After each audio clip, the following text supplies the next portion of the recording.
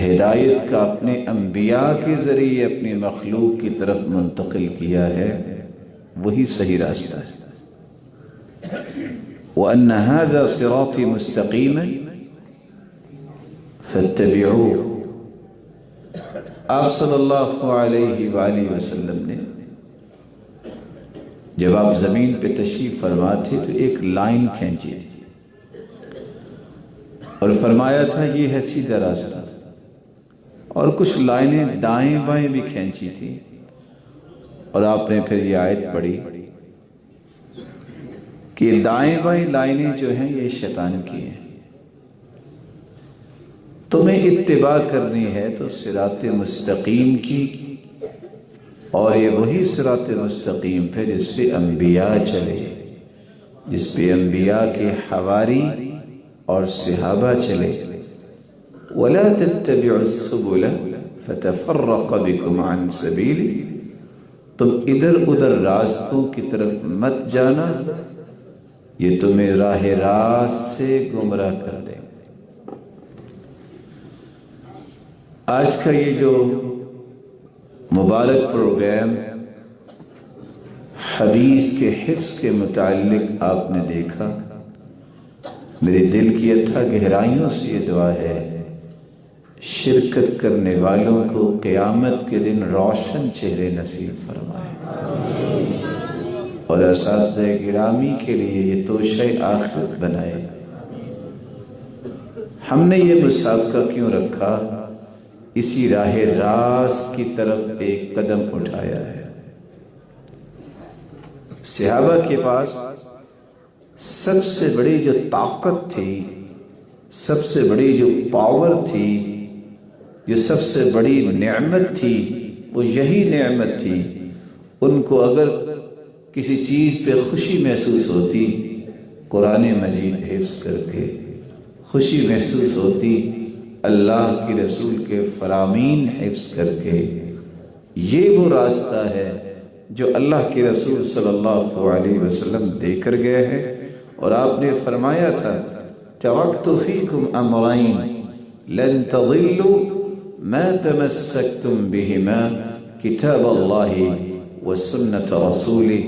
مسلمانوں میں دو چیزیں تمہارے اندر چھوڑ کے جا رہا ہوں، جب تک ان دو چیزوں کو مضبوطی سے تھامے رکھو گے تم کبھی بھی گمراہ نہیں ہوگے۔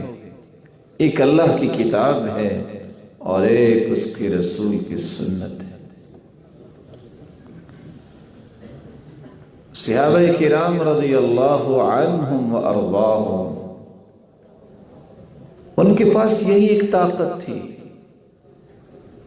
اس وقت کی ٹیکنالوجی کو اگر پاؤں تلے روندا تھا صحابہ نے، تو یہ ان کمانڈروں نے روندا تھا جو 94 یا 97 کمانڈر اللہ کے رسول صلی اللہ علیہ وآلہ وسلم کے ہاتھوں سے تیار ہوئے، جن کی ابتدا، جن کی پریکٹس جو ہے وہ دار ارقم صحابی جو ہیں ان کے گھر سے شروع ہوئی، پھر ان کو ہائر ایجوکیشن کے لیے صفہ یونیورسٹی میں منتقل کیا گیا، اور حالت یہ تھی کہ سیدنا عمر اور ایک اور صحابی، ان دونوں نے یہ طے کیا ہوا تھا ایک دن تم کاروبار کرو گے، میں حدیث سننے جاؤں گا، جو تم حدیث سنو گے، جو میں حدیث سنوں گا وہ میں تمہیں سناؤں گا، تمہیں جو کاروبار سے ملا ہوگا آدھا مجھے دو گے۔ دوسرے دن وہ جاتے کہ آج میں حدیث سن کے آتا ہوں اور تم کاروبار کرو، حدیث میں آپ کو سناؤں گا، اور جو اللہ نے مال دیا وہ بھی ہم 50-50 کر لیا کریں۔ رسول اکرم صلی اللہ علیہ وسلم نے یہ مشن دیا ہے۔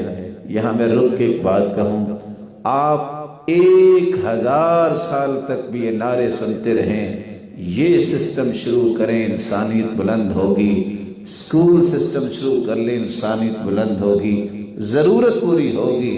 انسانیت کی بلندی اللہ نے قرآن و حدیث میں رکھی ہے۔ یہ اپنے بھائی کی بات یاد رکھنا، مشن وہ ہے جو اللہ کی رسول دے کے گئے۔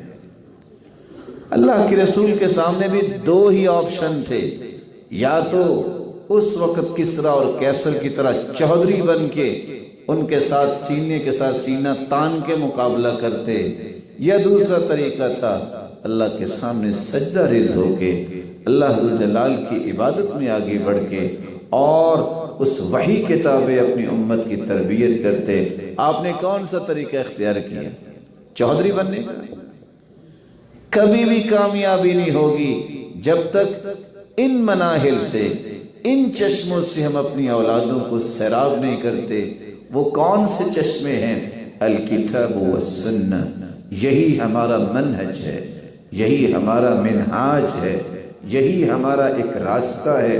قل هذه سبیلی ادعو الى اللہ علی بصیرۃ انا ومن اتبعنی۔ اللہ کے رسول صلی اللہ علیہ وسلم نے فرمایا تھا، لوگوں یہ میرا راستہ ہے، اور صرف میرا راستہ نہیں ہے، ومن اتبعنی، جو سچا متبع ہے، اطاعت کرنے والا ہے، میری اتباع کرنے والا ہے، مجھ سے سچی محبت کرنے والا ہے، اس کا راستہ یہ ہے جو اللہ کے رسول دے کے گئے ہیں۔ اور وہ راستہ کیا ہے؟ الکتاب والسنہ، اللہ کا قرآن اور اللہ کے رسول کی سنت۔ میری اللہ ذوالجلال سے دعا ہے، اللہ ذوالجلال اس مبارک مشن پہ ہمیشہ زندہ رکھے اور زندگی کی آخری رمق تک اسی مشن کی آبیاری کرتے کرتے اپنے پاس بلائے۔ شیخ البانی رحمت اللہ علیہ کہا کرتے تھے، طریق اللہ طویل، اللہ کا راستہ تو بہت لمبا ہے، وَنَحْنُ نَمْضِي كَالسُّلْحُفَاةِ، ہم کچھوے کی طرح چل رہے ہیں، وَلَيْسَ الْغَایَةُ أَن نَقْطَعَ هَذَا الطَّرِيقِ، ہمارا یہ ٹارگٹ نہیں ہے کہ یہ سارا رستہ ہم نہیں طے کرنا ہے، کیونکہ ہماری زندگیاں لمیٹڈ ہیں، بہت مختصر ہیں، بہت محدود ہیں، ممکن نہیں کہ ہم 2000 سال زندہ رہ سکیں۔ یہ اللہ کے رسول نے فرما دیا، اعمار امتی ما بین 60 الی 70، میری امت کی عمر، اس کی ایوریج جو ہوگی وہ 60 سے 70 سال ہوگی۔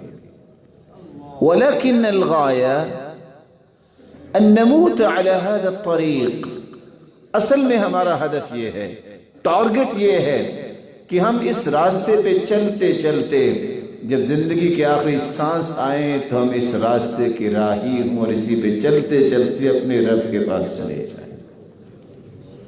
یہ مسابقہ، یہ کمپٹیشن، یہ مقابلہ آپ نے دیکھا کہ 3 صورتوں پر مبنی تھا اور 100 حدیثوں پر مبنی تھا۔ سورۃ الکہف اتنی مبارک صورت ہے، اتنی مبارک صورت ہے، سچی بات یہ ہے کہ اگر سورۃ الکہف کے فوائد اور ثمرات پہ گفتگو کی جائے تو میں مبالغہ نہیں کرتا، اس کے فوائد و ثمرات اور اس سے مستنبط مسائل پہ گفتگو کی جائے، ساری رات بیت جائے اور یہ صورت ختم نہ ہو۔ لیکن میں 3 جھلکیاں آپ کے سامنے رکھ دیتا ہوں۔ رسول اللہ صلی اللہ علیہ وسلم نے فرمایا، من قرأ آیت الکرسی، من قرأ سورة الکہف فی یوم الجمعہ، جو شخص جمعہ کے دن سورۃ الکہف پڑھ لیتا ہے اسے کیا ملتا ہے؟ پہلا انعام، اضاء له ما بین الجمعتین، صبح جمعہ ہے، اللہ سب کو توفیق دے اس سورت کو پڑھنے کی۔ جو سورۃ الکہف پڑھ لیتا ہے اگلے جمعے تک اللہ ذوالجلال اس کی زندگی کے اندر روشنی پیدا کر دیتے، اس کی سوچ بھی روشن، اس کی نیت بھی روشنی اور اس کے ارادوں میں روشنی، اس کے تخیلات کی وادیوں میں روشنی، تصورات روشن، اور وہ اللہ ذوالجلال نے اس کو جو توفیق دی اس کے اقوال بھی روشن، اس کے اعمال بھی روشن۔ اور یہ میری اور آپ کی ضرورت ہے۔ آپ نے ایک دوسری حدیث میں فرمایا، من قرأ سورۃ الکہف فی یوم الجمعہ، جو انسان सूरतुल कहफ पढ़ लेता है, अल्लाह अज़्ज़ जलाल उसके गुनाहों को मुआफ़ फरमा देते हैं। 2 हफ्तों के दरमियान, 2 जुमे के दरमियान गुफ़िर लहू मा बैनल जुमअतैन व फ़ज़्लु 3 अय्याम। सूरतुल कहफ जुमे के जो पढ़ लेता है 10 दिनों के गुनाहों को अल्लाह अज़्ज़ जलाल मुआफ़ फरमा देते हैं। हमने इसलिए सूरत को हिफ्ज़ करने का एक मुसाबका रखा था कि अल्लाह के प्यारे पैगम्बर ने फरमाया, मन हफ़िज़ 10 आयातिन मन क़रअ 10 आयातिन मिन सूरतिल कहफ। रिवायात बताती हैं जो सूरतुल कहफ पढ़ ले या उसकी पहली या आखिरी 10 आयतों को याद कर लेता है, औसिम मिन फितनति दज्जाल, अल्लाह ताला उसे दज्जाल के फितने से महफूज फरमा देंगे। इसका मतलब ये निकला कि अगर दज्जाल के फितने से महफूज इंसान हो सकता है तो छोटी छोटी दज्जालियों से तो अल्लाह जरूर महफूज करेंगे। ये मकसद था इस सूरत को रखने का। सूरतुल मुल्क को इस मुसाबके में शामिल करने का असल मकसद क्या था? इतनी बड़ी नेमत है ये सूरत, इससे तो पूरा कुरान ही नेमत है, लेकिन इतनी बड़ी नेमत है। सूरतु तबारक हियल मानिअतु मिन अज़ाबिल क़ब्र, जो सूरतुल मुल्क पढ़ लेता है रब ताला उसे अज़ाब क़ब्र से महफूज फरमा देंगे। हदीस के अल्फाज से इन्न सूरतन मिनल कुरान मा हिय इल्ला 30 आया, एक सूरत जिसकी 30 आयतें हैं, शफ़ाअत लिसाहिबी, ये क़यामत को सिफारिश करेगी पढ़ने वाले की। दूसरी रिवायत में आता है खासमत अन साहिबिहा, सिर्फ सिफारिश नहीं करेगी, जिद करेगी। क्या जिद करेगी? अल्लाह इसको बख्श दे, अल्लाह इसको बख्श दे। हत्ता गुफ़िर लह, जब तक बख्शिश नहीं उस बंदे की हो जाती ये सिफारिश में जिद नहीं छोड़ेगी। और चौथी रिवायत के अल्फाज है हत्ता अदखलतहुल जन्नह, उस वक्त तक ये सिफारिश नहीं छोड़ेगी जब तक पढ़ने वाले को जन्नत में दाखिल नहीं करवा देगी। हमने इसलिए इस सूरत को रखा था और आप सल्लल्लाहु अलैहि वसल्लम की सुन्नत थी कि आप रात को सूरत सजदा और सूरतुल मुल्क पढ़ के सोया करते थे। मेरी दुआ भी है और आपसे गुजारिश भी है, इस तरह की महाफिल और मजालिस से दर्स और सबक लेना चाहिए। आज से यहाँ बैठे बैठे अहद करें, जिंदगी का कोई जुमा ऐसा नहीं गुजरेगा जिस जुमे में हम सूरतुल कहफ नहीं पढ़ेंगे। कोई ऐसी रात नहीं गुजरनी चाहिए जिस रात में अपने आप को कब्र से महफूज न करवा लो। तो पढ़ा करेंगे इंशाअल्लाह। कौन कौन वादा करता है? अल्लाह ये उठे हुए हाथ की लाज रखते हुए इन सब के चेहरों को क़यामत के दिन रोशन फरमा दे। हमने हदीस के हिफ्ज़ की ये क्यों बात शुरू कर दी? हदीस का हिफ्ज़ इतना मुबारक अमल है, इतना मुबारक अमल है। रसूल अकरम सल्लल्लाहु अलैहि वसल्लम ने फरमाया, नज़्ज़रल्लाहु इम्रअन समिअ मक़ालती। दूसरी रिवायत में फरमाया, नज़्ज़रल्लाहु इम्रअन समिअ मिन्ना हदीसन। तीसरी रिवायत में फरमाया, नज़्ज़रल्लाहु इम्रअन समिअ मिन्ना शैअन।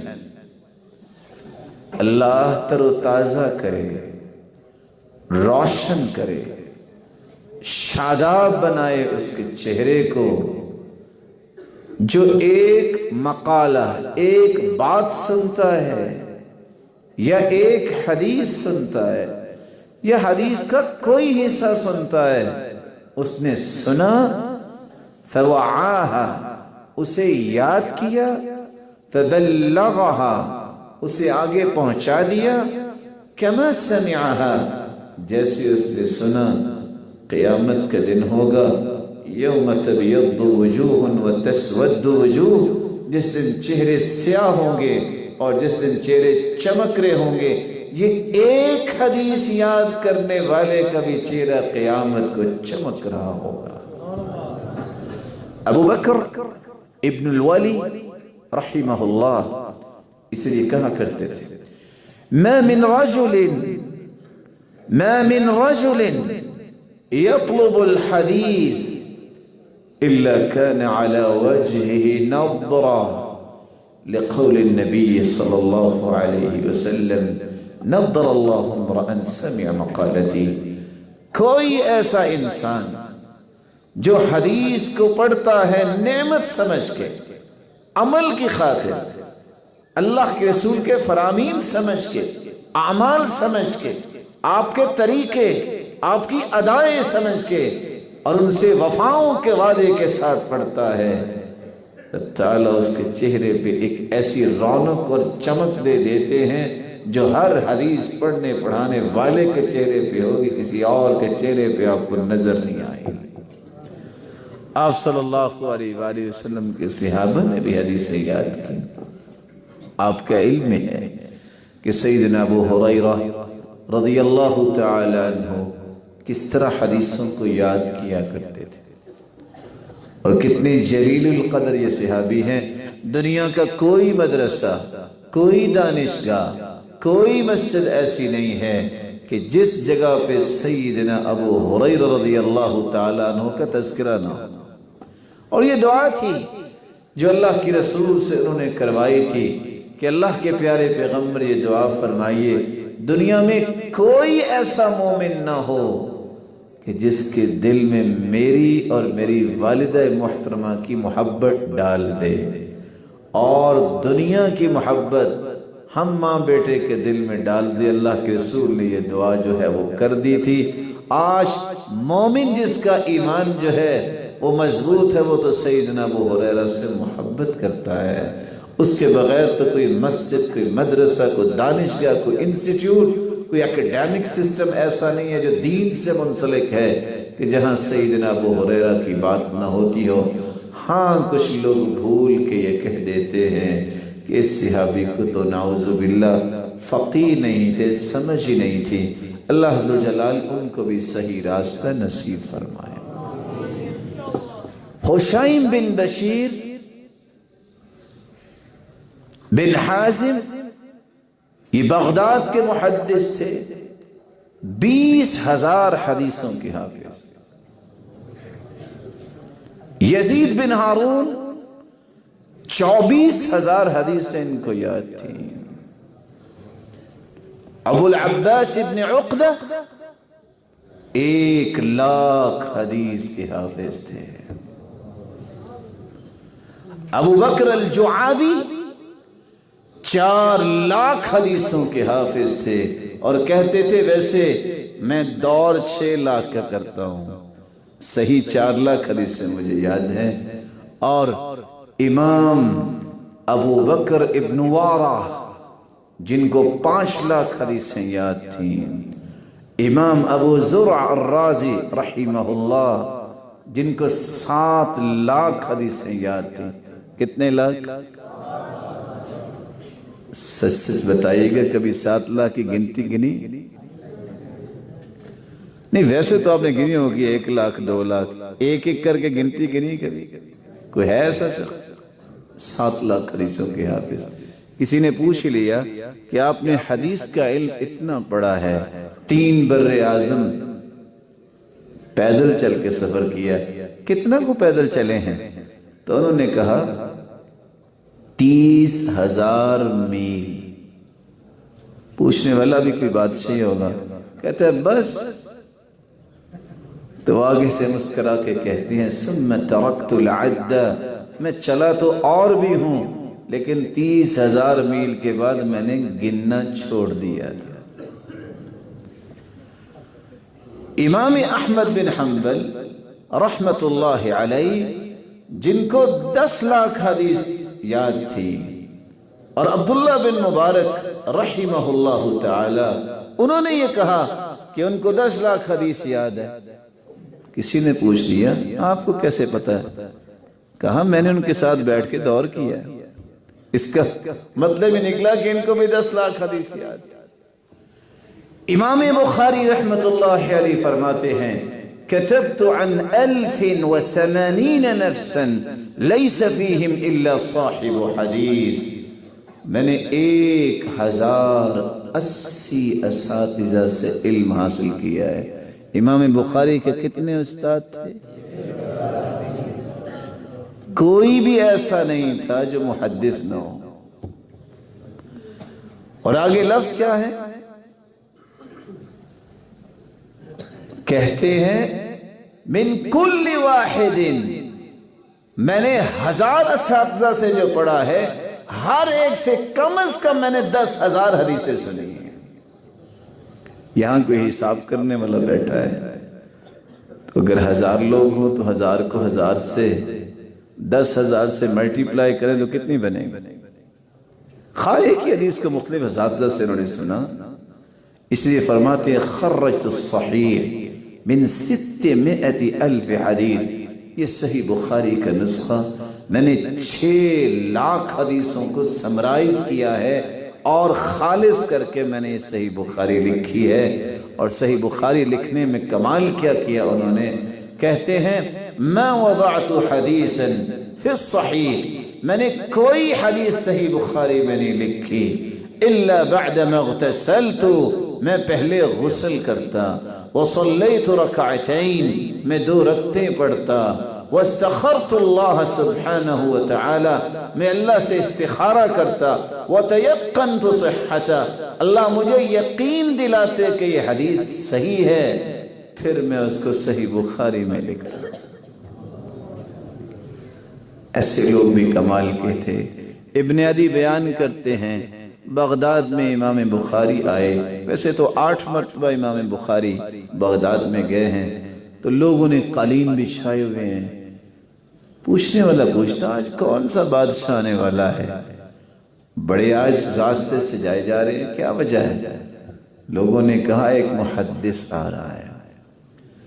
اس وقت فقہا جو ہے بغداد میں بڑے بڑے علماء تھے، جب دیکھا تو ایک بچہ سا آ گیا، بیٹھ گیا۔ 10 لوگ انہوں نے تیار کیے تھے کہ آج دیکھتے ہیں یہ کتنا کو محدث ہے۔ راوی کہتے ہیں کہ ہم سلیمان بن حرب کی مجلس میں ہوتے، ہم لکھا کرتے اور امام بخاری لکھا نہیں کرتے تھے۔ کچھ لوگ کہتے ما لہ لا یکتب، وہ اس کو کیا مسئلہ ہی لکھتا کیوں نہیں؟ تو ایک بول کے کہتا ہے یرجع الی بخارا ویکتب من حفظی، یہ جو سن رہا ہے نا یہ حفظ ہو رہا ہے، گھر جائے گا تو یہ حافظے، اس کی میموری اتنی مضبوط ہے، پتہ نہیں کتنے 1000 GB کا ڈیٹا اللہ تعالیٰ نے سیو اس میں فوراً کر دیا ہے، یہ وہاں سے جا کے لکھ لیں گے۔ لوگوں نے کچھ مذاق سمجھا۔ پھر ایک دن کہنے والے نے کہا یہ تم کیا ہاتھ میں انگلی کے ساتھ کر رہے ہو؟ کہتے ہیں پریشانی کی بات نہیں، نکالو جو تم نے حدیثیں لکھی ہیں۔ راوی کہتی ہیں 15,000 حدیثیں امام بخاری نے وہاں بیٹھے بیٹھے سنا دی۔ کتنے ہزار؟ لگتا یوں ہے جیسے 15 حدیثیں سنا دی۔ ابن علی کہتے ہیں کہ 10 لوگوں کو تیار کیا امتحان لینے کے لیے۔ کیسے امتحان لینا تھا؟ روایت کے راوی اور متن اور، مثال کے طور پہ راوی سیدنا ابو ہریرہ اور متن سیدنا انس کی روایت کا لگا دیا اور گڈ مڈ کر دیا۔ ایک شخص کھڑا ہوا، اس نے پہلی روایت پڑھی، امام بخاری کہتے ہیں لا عارف، میں نہیں جانتا۔ دوسری پڑھی، کہتے ہیں لا عارف، میں نہیں جانتا۔ تیسری پڑھی، لا عارف، میں نہیں جانتا، کیونکہ صحیح تھی نہیں۔ ایک شخص کہتا ہے اس کو محدث کہتے ہو، اس کو تو پتہ ہی کچھ نہیں لگ رہا۔ دوسرا بول کہتا ہے لا الرجل فہم، لگتا ہے بندہ سمجھ گیا۔ 10 کے 10 نے اپنی 10 روایتیں 100 روایتیں سنائیں۔ جب وہ 10 کے 10 فارغ ہو گئے، امام بخاری کھڑے ہو گئے، کہتے ہیں آپ نے پہلی 10 روایتیں سنائیں، اما حدیثک الاول فقلت کذا وَهُوَ كَذَا. تم نے پہلی روایت یہ پڑھی، ایسے پڑھی، یہ ایسے نہیں ہے، وہ ایسے ہے. 100 کی 100 حدیثیں غلط بھی سنائی جو انہوں نے گڈ وڈ کی تھی، اور صحیح بھی سنائی. ابن حجر اسقلانی جب یہ قصہ نقل کرتے ہیں فتح الباری میں تو کہتے ہیں ما العجب من رده الخطأ الى الصواب فإنه كان حافظا بل العجب من حفظه للخطأ على ترتیب ما القوه من مرة واحدة. ہمیں تعجب یہ نہیں ہے کہ امام بخاری نے 100 حدیثیں صحیح بیان کر دی، وہ تو حافظ تھے. ہمیں تو تعجب اس بات پہ ہو رہا ہے کہ ایک مرتبہ 100 حدیثیں گڈ مڈ سنی، وہ 100 کی 100 وہ بھی یاد کر لی. اللہ رب جلال نے ایسے لوگ رکھے تھے. امام شافعی کا نام آپ نے سنا ہوگا. یہ وکیع کے پاس جا کے اپنے استاد کو کہتے ہیں شکوت الی وکیع سوء حفظی. خود بیان کرتے ہیں میں نے اپنے استاد سے کہا، وکیع سے، کہ میرا حافظہ بڑا کمزور ہے. فارشدنی الی ترک المعاصی. تو میرے استاد نے کہا بیٹا گناہ کرنا چھوڑ دو، حافظہ مضبوط ہی رہے گا. اور کہا یاد رکھنا لأن العلم نور ونور اللہ لا يعطى لعاصی. علم اللہ کا نور ہے، یہ گنہگار کو نہیں ملا کرتا. اور امام شافعی کا حافظہ کتنا کچا تھا. آپ نے موطا امام مالک دیکھی ہوئی ہے؟ کس نے دیکھی؟ ہاتھ کھڑا کرے. یہ چھوٹی سی کتاب ہے، چھوٹی سی ہے نا، کتنے کو ہے اتنا. یہ چھوٹی سی کتاب امام شافعی نے 9 دن میں یاد کی تھی. کتنے دن میں؟ کتنے دن میں یاد کی تھی؟ ابھی کہتے ہیں میرا حافظہ کچا ہے، اور سارا سال پڑھتے ہیں طلباء، موطا امام مالک ختم نہیں ہوتی. ابھی کہہ رہے ہیں میرا حافظہ کچا ہے. بلکہ راوی کہتے ہیں جب یاد کرتے دوسرے صفحے پہ ہاتھ رکھ دیتے. کیوں رکھ دیتے؟ ایسی سکیلنگ پاور تھی کہ اگر یہ پیج پڑھتے پڑھتے نظر ادھر ہو گئی، ڈائیورشن معمولی سی ہوگی، تو یہ بھی فوراً میموری میں آ جائے گا، گڈ مڈ ہو جائے گا. اس کو چھپا کے یہ ورقہ پڑھتے. اللہ تعالیٰ نے ایسے ایسے لوگ رکھے تھے. آج سچی بات یہ ہے کہ یہ مشن چھوڑ دیا گیا. شیخ ابن باز کو حدیثیں یاد ہوتی تھی، سمجھ آتا تھا. شیخ البانی رحمت اللہ علیہ کو حدیثیں یاد ہوتی تھی، سمجھ آتا تھا. شیخ عبدالعزیز، شیخ صالح العثیمی کو حدیثیں یاد ہیں، پتہ چلتا ہے. آج بھی مکہ میں، آج بھی سعودیہ میں ایسے علماء ہیں. شیخ یحییٰ بن عبدالعزیز الیحییٰ 60,000 حدیثوں کے حافظ ہیں. بریدہ میں اس وقت کتنے علماء موجود ہیں، 50 ہزار حدیثیں یاد ہیں. شیخ عادل اسیوبی اس وقت موجود ہیں، اللہ تعالیٰ ان کو صحت و عافیت سے نوازے. آج کل بیمار ہیں. اب حیران ہوں گے کہ 42 جلدوں میں وہ تفسیر ابن کثیر لکھ چکے ہیں. کہتے ہیں اتنی جلدیں ابھی اور آئیں گی، اور ان کو 60,000 حدیثیں یاد ہیں. پاکستان میں کتنی حدیثیں یاد ہیں. ویسے تو یہ روشن چہرے مجھے نظر آ رہے ہیں. میری دعا ہے اللہ ان کو سلامت رکھے. انہوں نے کتنی حدیثوں کا مقابلہ کیا ہے، اور ہم کس کی بات کر رہے ہیں؟ لاکھوں کی بات کر رہے ہیں. سنیے ہم حدیث کیوں یاد کروانا چاہتے ہیں. اور اللہ کا یہ فضل ہے، یہ اس کی عطا ہے، یہ اس کی نعمت ہے، یہ اس کی توفیق ہے، اور یہ اللہ جلال کی خصوصی عنایت ہے کہ اس مرکز کے اندر اگر میں مبالغہ نہیں کر رہا تو الحمدللہ حدیث کے حفظ کو قرآن مجید کے ساتھ یہاں شروع کیا گیا، اور آج کئی مدارس میں شروع ہو چکا. پہلے 2 سال میں 1000 حدیث طلباء کو حفظ کروانے کی پلاننگ کی گئی. اور کیوں یہ پلاننگ کی گئی؟ اس کی وجہ سمجھیے. اس کی 3 وجہ ہیں. اس کی 3 وجہ ہیں. یہ میں پیغام دوں گا، اگر میرا کوئی بھائی سن رہا ہے، ہو سکتا ہے اللہ اس کے ہاتھ پہ اتنی خیر جاری فرمائے وہ یہاں سے بھی بہتر کام کھڑا کر سکے، وہ یہاں سے بھی اچھا کام دنیا کے سامنے پیش کر سکے اور دنیا کو اور اچھے انداز سے حدیث سے جوڑ سکے اور اس میں بہتری پیدا کر کے لوگوں کو اللہ کے رسول کے فرامین سے جوڑ سکے۔ ہمارے 3 مقصد تھے۔ پہلا مقصد یہ تھا، چاہیں یا نہ چاہیں، حدیث کے الفاظ ہیں من کذب علی متعمدا فلیتبوأ مقعدہ من النار، جو شخص بات خود کرتا ہے، نسبت اللہ کے رسول کی طرف کرتا ہے، اس کا ٹھکانہ جہنم ہے۔ جب تک حدیث یاد نہیں ہوتی، ڈر یہ ہوتا ہے، ترجمے پہ گزارا جب ہوتا ہے، ترجمے میں کوئی الفاظ اضافہ ہو رہے ہوتے ہیں، کوئی نقص ہو رہا ہوتا ہے، پتہ ہی نہیں ہوتا کہ اس حدیث کا ترجمہ کیا کر رہے ہیں، کہیں اس حدیث کی قدغن ہم پہ نہ لگ جائے، ہم کوئی ایسی بات ترجمہ کر دیں جو اللہ کے رسول نے نہیں فرمائی اور ٹھکانہ جہنم بن جائے۔ اس لیے آپ سعودی علماء کو دیکھیں، آپ متبحر علماء کو دیکھیں، جن کو کہتے ہیں راسخین فی العلم، علم میں رسوخ ہے، آپ کوئی سوال کریں گے وہ نص پیش کریں گے، قرآن کی آیت، حدیث۔ یہاں سوال کرو، آگے سے فلسفہ ملتا ہے۔ وجہ کیا ہے؟ علم یہ ہے، آپ کے پاس کتاب و سنت کے دلائل، کسی بھی مسئلے میں آپ رہنمائی کتاب و سنت سے لیں۔ جب تک آپ کو نص یاد نہیں ہوگی، آپ جمعہ پڑھائیں، آپ درس دیں، آپ تقریر کریں، بہت شائبہ ہے، بہت خطرہ ہے، بہت خوف ہے، کہیں کوئی ایسی بات آپ حدیث کے نام پہ پیش کر دیں جو حدیث نہ ہو۔ نص پڑھیں گے، ترجمہ اسی نص کا کریں گے، اسی حدیث کا کریں گے، آپ کو سمجھ آ رہا ہوگا میں کس کا ترجمہ کر رہا ہوں۔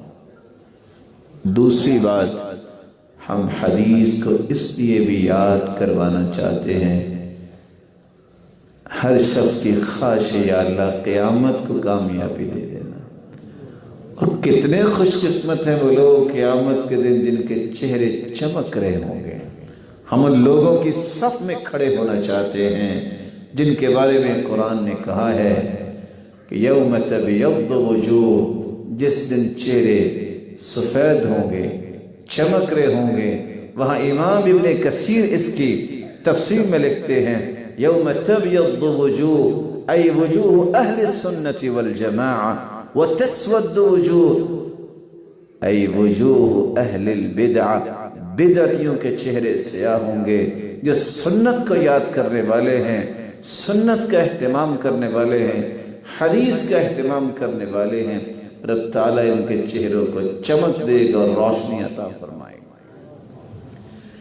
تیسرا مقصد ہمارا جو حدیث کو یاد کروانے کا ہے وہ یہ ہے، پوری دنیا کے پی ایچ ڈی ڈاکٹر اکٹھے کر لیں، فلاسفر اکٹھے کر لیں، دانشور اکٹھے کر لیں،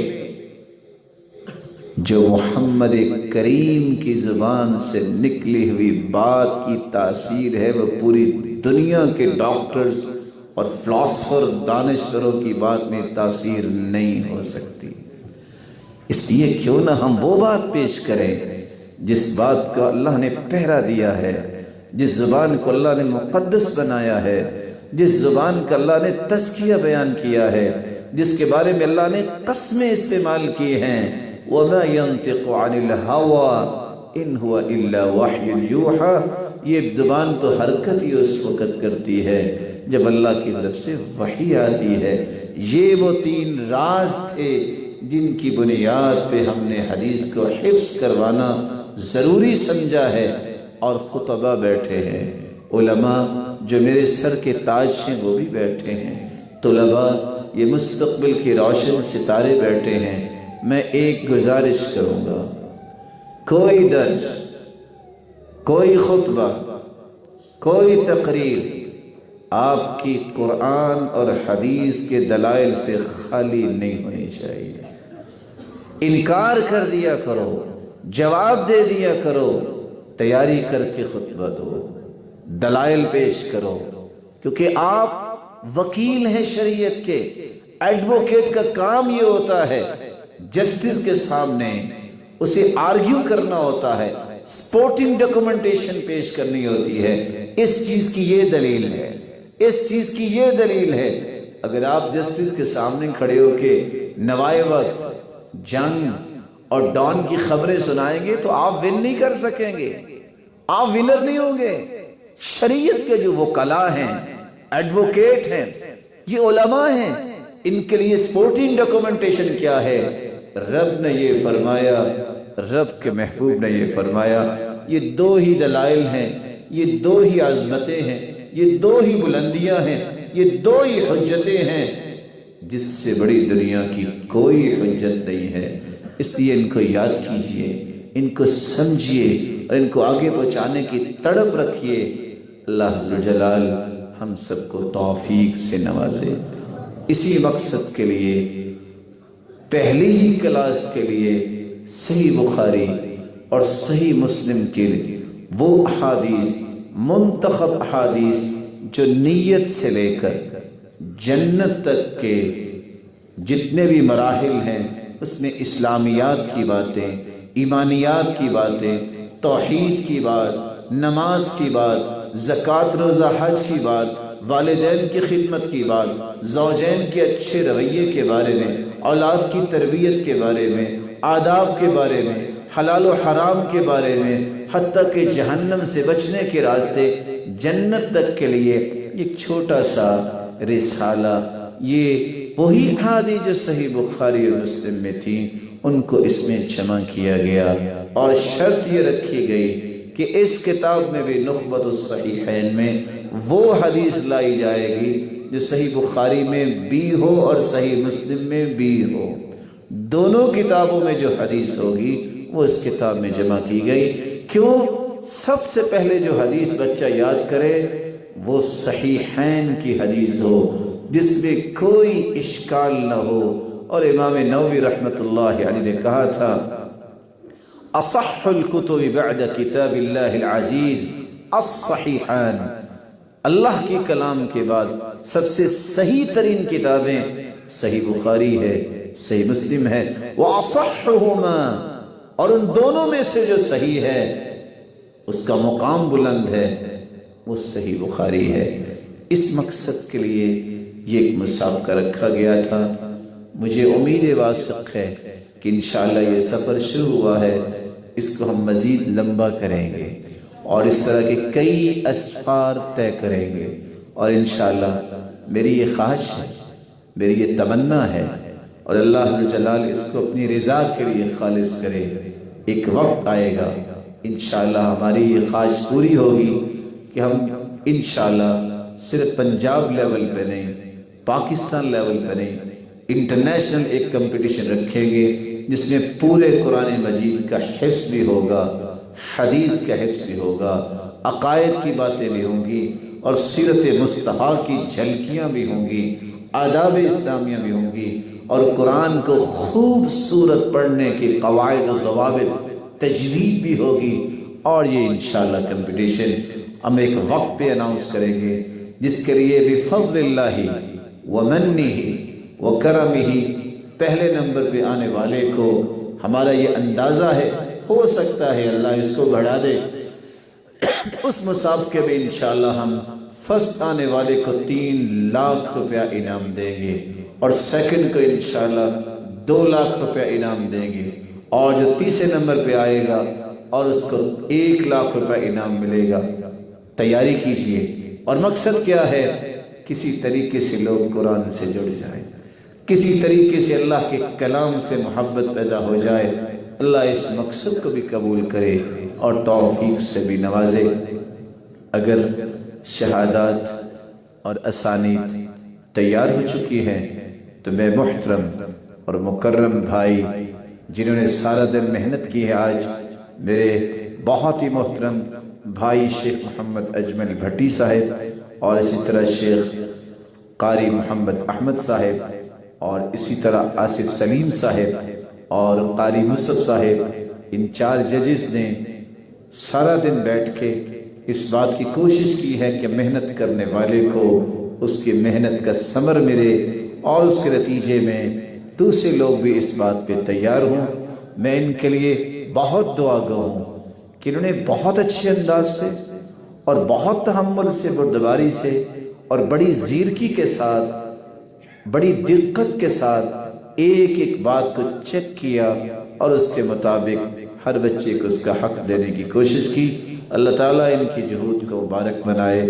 اس کے ساتھ ساتھ میں کلیت القرآن کے وکلائے ثلاثہ، وکیل اداری جو ہے، میں محترم قاری سلمان صاحب ان کی کاوشوں، اور اسی طرح قاری عبدالرؤوف صاحب ان کی کاوشوں، اور محترم قاری طاہر مدنی صاحب ان کی کاوشوں کو بھی میں خیر مقدم کرتا ہوں، خراج تحسین پیش کرتا ہوں۔